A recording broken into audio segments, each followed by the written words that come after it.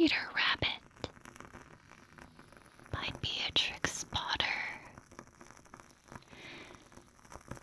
Once upon a time, there were 4 little rabbits, and their names were Flopsy, Mopsy, Cottontail, and Peter. They lived with their mother in a sandbank underneath the root of a very big fir tree. "Now, my dears," said old Mrs. Rabbit one morning, "you may go into the fields or down the lane, but don't go into Mr. McGregor's garden. Your father had an accident there. He was put in a pie by Mrs. McGregor. Now run along and don't get into mischief. I am going out." Then old Mrs. Rabbit took a basket and her umbrella and went through the wood to the baker's. She brought a loaf of brown bread and 5 currant buns. Flopsy, Mopsy, and Cottontail, who were good little bunnies, went down the lane to gather blackberries.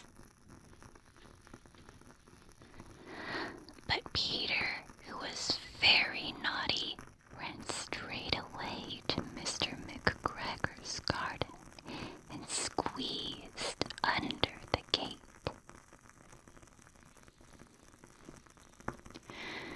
First, he ate some lettuces and some French beans, and then he ate some radishes.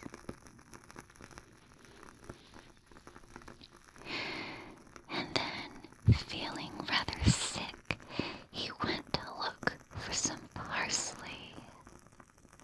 But round the end of a cucumber frame, whom should he meet but Mr.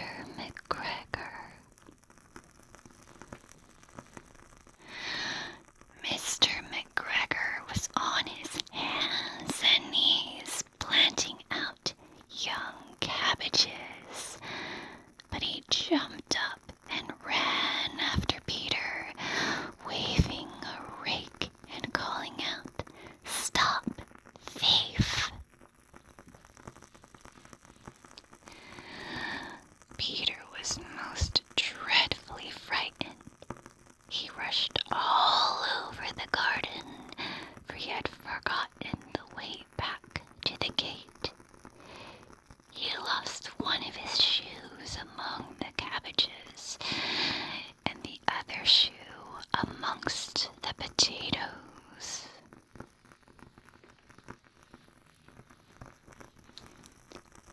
After losing them, he ran on 4 legs and went faster, so that I think he might have got away altogether if he had not unfortunately run into a gooseberry net and got caught by the large buttons on his jacket.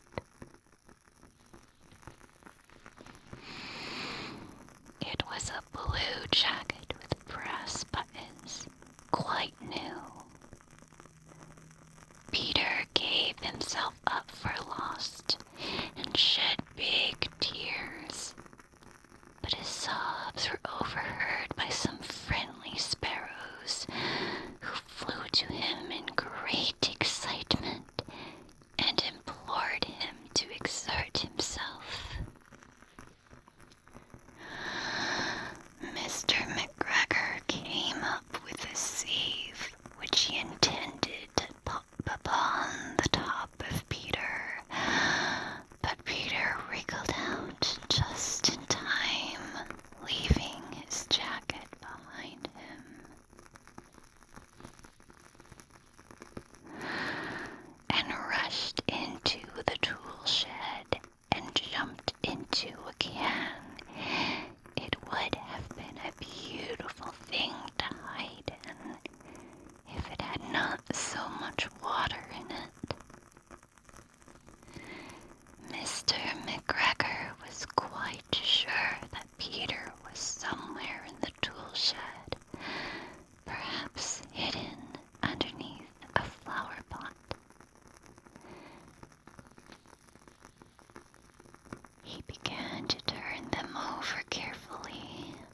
looking under each.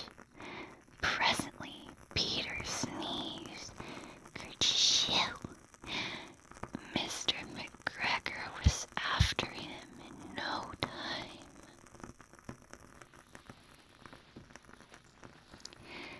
And tried to put his foot upon Peter, who jumped out of a window, upsetting 3 plants.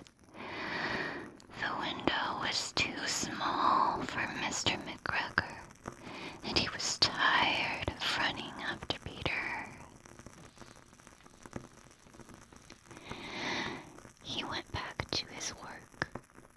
Peter sat down to rest. He was out of breath and trembling with fright, and he had not the least idea which way to go. Also, he was very damp with sitting in that can.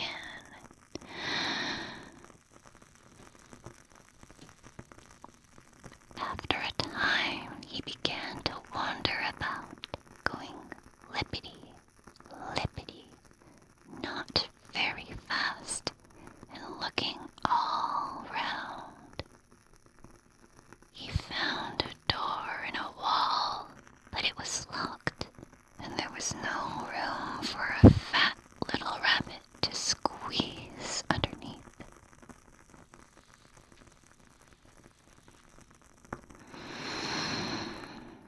An old mouse was running in and out over the stone doorstep, carrying peas and beans to her family in the wood.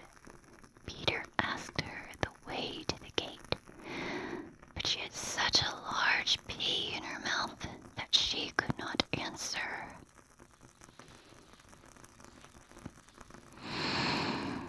She only shook her head at him. Peter began to cry. Then he tried to find his way straight across the garden, but he became more and more puzzled.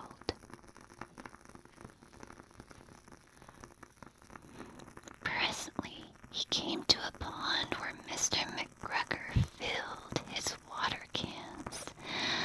A white cat was staring at some goldfish. She sat very, very still.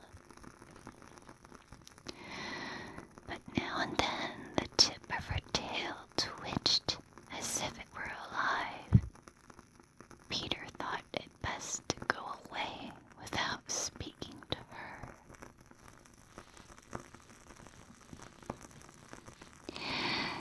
He had heard about cats from his cousin, little Benjamin Bunny. He went back towards the tool shed, but suddenly, quite close to him, he heard the noise of a hoe. Scritch, scratch, scratch, scritch.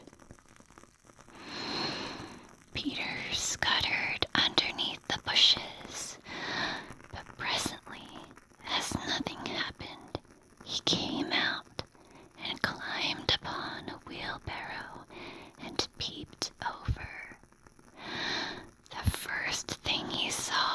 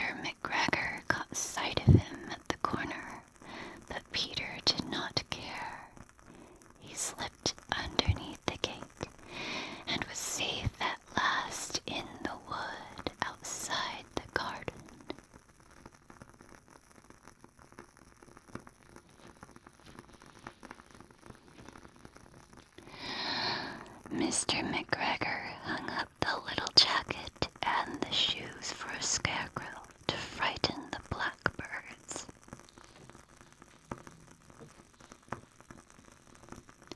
Peter never stopped running or looked behind him till he got home to the big fir tree.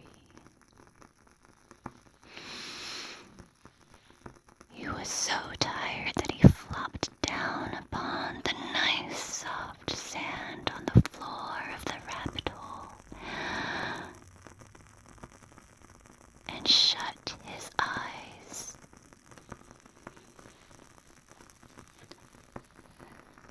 His mother was busy cooking. She wondered what he had done with his clothes. It was the second little jacket